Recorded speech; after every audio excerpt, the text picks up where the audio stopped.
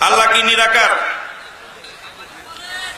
নিরাকার একটা জিনিস পৃথিবীতে আছে, তার নাম হলো ঘোড়ার ডিম। ঘোড়ার ডিমের কোনো আকার নেই।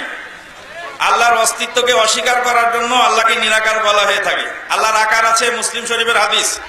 হাসরের ময়দানে আল্লাহ নিজের আকার পরিবর্তন করে প্রথমে আসবেন, বান্দার সাথে দেখা করবেন।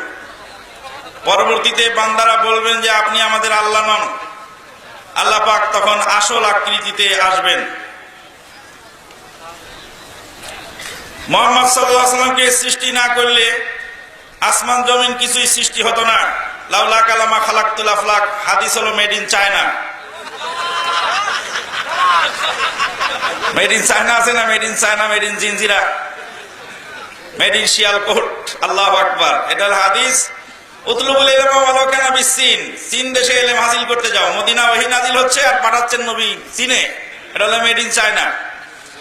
এই হাদিস গ্রহণযোগ্য নয়।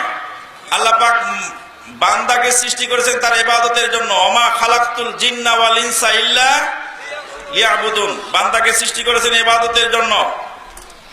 আর মানুষ ছাড়া, জিন ছাড়া অন্যান্য যে মাখলুকাত আছে এগুলি সৃষ্টি করেছেন মানুষের খেদমতের জন্য। হুয়াল্লাযী খালাকা লাকুম মা ফিল আরদি জামিআ। অতএব আল্লাহর সৃষ্টির উদ্দেশ্য কোরআন দ্বারা প্রমাণিত হলো।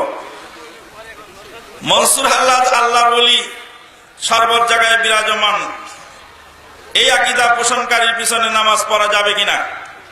মনসুর হাল্লাদ একজন বেদিন ছিল যে নিজেকে আল্লাহ বলে দাবি করেছিল, বলেছিল আনাল হক, আনাল হক। মক্কা মদিনার সঙ্গে